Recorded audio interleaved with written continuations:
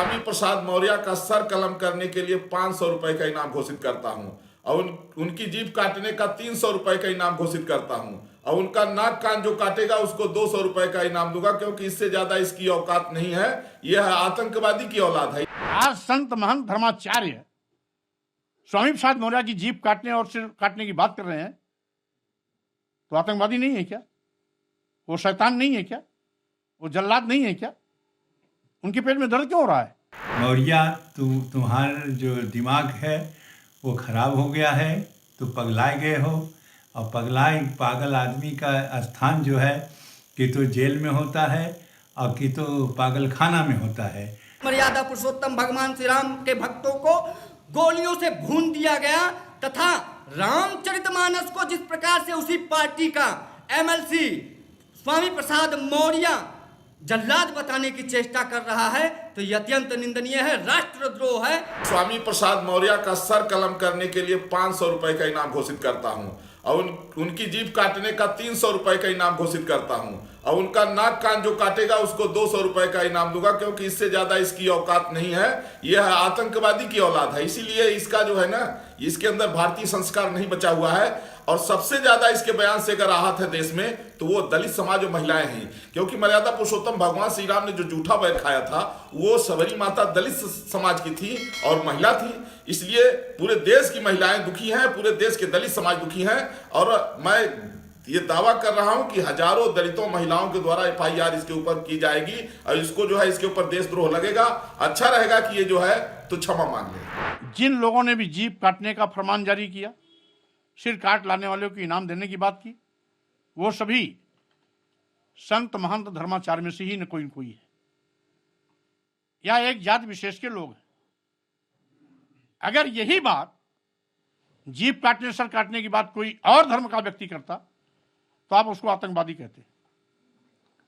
और अगर आज संत महंत धर्माचार्य स्वामी प्रसाद मौर्य की जीभ काटने और सिर काटने की बात कर रहे हैं, तो आतंकवादी नहीं है क्या? वो शैतान नहीं है क्या? वो जल्लाद नहीं है क्या? उनके पेट में दर्द क्यों हो रहा है?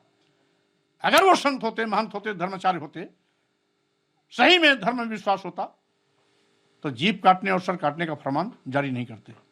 साधु संत साधु हैं, भगवान के भक्त हैं और वो इस प्रकार से वो न तुम्हारे कहने से वो जल्लाद हो पाएंगे, न आतंकवादी हो जाएंगे और न इस प्रकार से कोई भी दोष साधु में नहीं आ सकता है।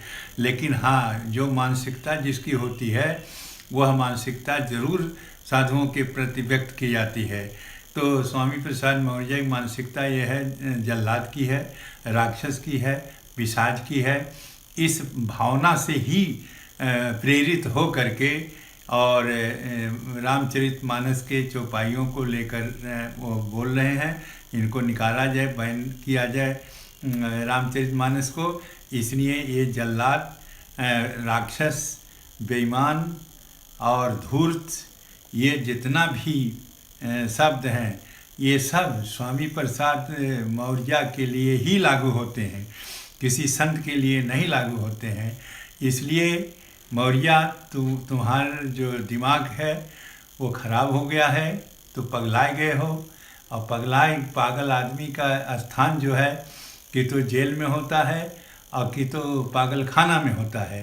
इसलिए तुम जिस तरह से बोल रहे हो, इससे स्पष्ट है कि तुम्हें पागल खाना में भेज दिया जाए, जहाँ की तुम्हारी ये दवा हो, जिस दवा से तुम ठीक हो करके।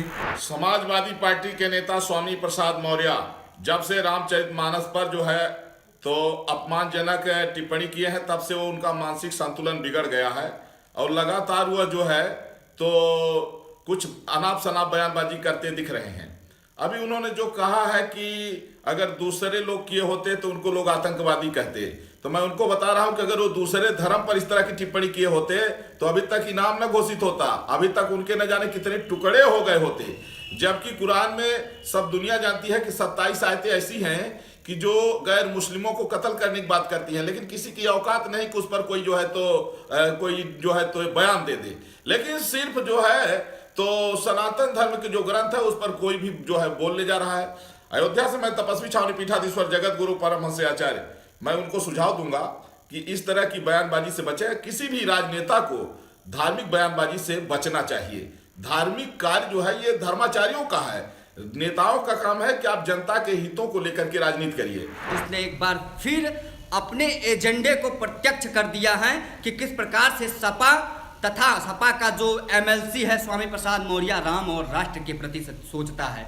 मुलायम सिंह की सरकार थी, धड़ल्ले से यहाँ गोलियां चलाई गई और यहाँ शहीद मार्ग का निर्माण कर दिया गया।